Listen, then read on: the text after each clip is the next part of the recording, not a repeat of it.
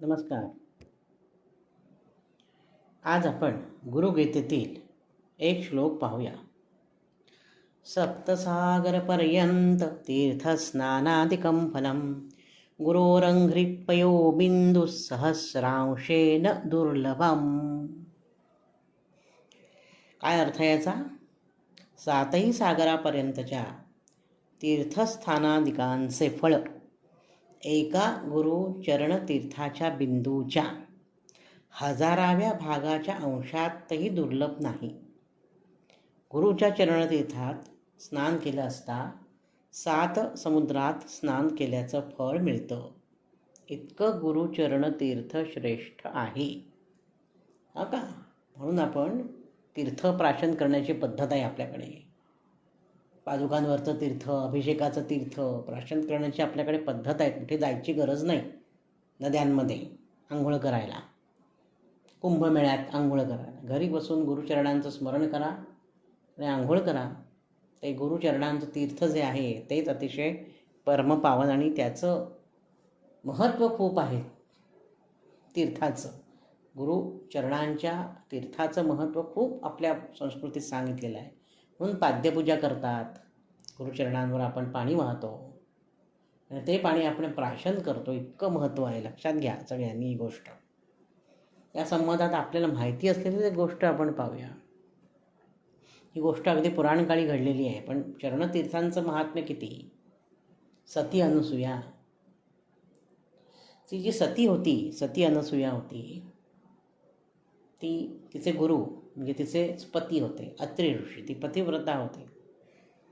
अत्रि ऋषींचे चरणतीर्थ ती प्राशन करीत असे. त्यामुळे तिच्यात तेज निर्माण झालं होतं आणि तिचं पातिव्रत्य भंग करण्यासाठी ब्रह्मा विष्णू महेश हे विप्राचं रूप घेऊन आले तिच्या दारी आणि अतिशय विचित्र भिक्षा मागितली.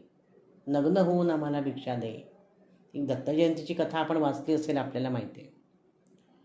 तिने ओळखलं की हे काहीतरी वेगळं आहे. कोण आहे? ब्रह्मा विष्णू महेश आपली परीक्षा पाहण्यास आले. इतकी विचित्र भिक्षा, आम्हाला नग्न होऊन भिक्षा वाढ. एखादी पतिव्रता स्त्री होईल का अशी नग्न शक्य आहे का? नाही. तिने काय केलं? ती म्हणजे ठीक आहे, आज जाते. आज गेली ती देवाऱ्यामध्ये, कमंडलू भरून ठेवला होता. त्या कमंडलूत काय होतं? पती चरण तीर्थ, हे गुरुचरण तीर्थ होतं. कारण अत्रि ऋषी हे तिचे गुरुच, पतिदेव आपण म्हणतो ना. अत्रि ऋषींच्या चरणाचं तीर्थ तिने अत्रींचं स्मरण केलं आणि त्या तिन्ही विप्र जे होते तरुण, तिन्हीही त्या ब्राह्मणांवर तिने शिंपडल्यावर त्यांची बाळं झाली आणि मग तिने स्तनपान दिलेलं आहे नग्न होऊन. म्हणजे त्या ब्रह्मा विष्णू महेश 3 बालकांनाही दत्तजयंतीची वेळी आपण ही कथा ऐकतो गुरुचरित्रातली. पण कथेतनं महत्त्वाचं काय? तर चरणतीर्थ, गुरुच्या चरणतीर्थात इतकं सामर्थ्य आहे की देवांनासुद्धा खाली यावं लागलं, म्हणजे बाळ व्हावं लागलं. अवतार केव्हा म्हणतो? देवांना अवतार आहे ना, दत्तावतार आहे. दत्ताचा अवतार घेतलेला आहे. कोणी? ब्रह्मा विष्णू महेश या तिघांचा अंश आहे तो.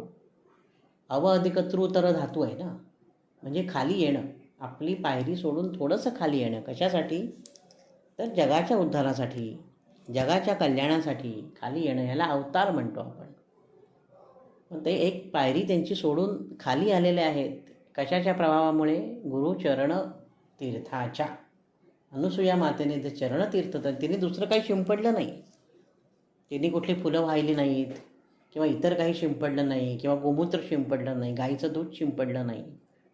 तिने पतिचरणांचं तीर्थ, गुरुचरणाचं तीर्थ त्या तिन्ही देवांवर शिंपडल्यावर त्या देवांची बाळं झालेली आहेत आणि मग दत्तात्रयांचा अवतार पुढे प्रगट झाला. ही गोष्ट. तर ही कथा आणि हा श्लोक आज आपण पाहिला. हा श्लोक मी पुन्हा म्हणतो आणि मग आजच्या भागात आपण थांबूया.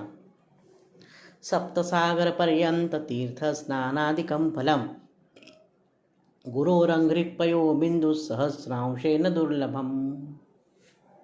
आजच्या भागात मी इथे थांबतो. नवनवीन माहितीपूर्ण व्हिडिओ पाहण्यासाठी, ऐकण्यासाठी वैभव दातार ऑफिशियल हा माझा यूट्यूब चॅनल जरूर आणि जरूर सबस्क्राईब करा. धन्यवाद.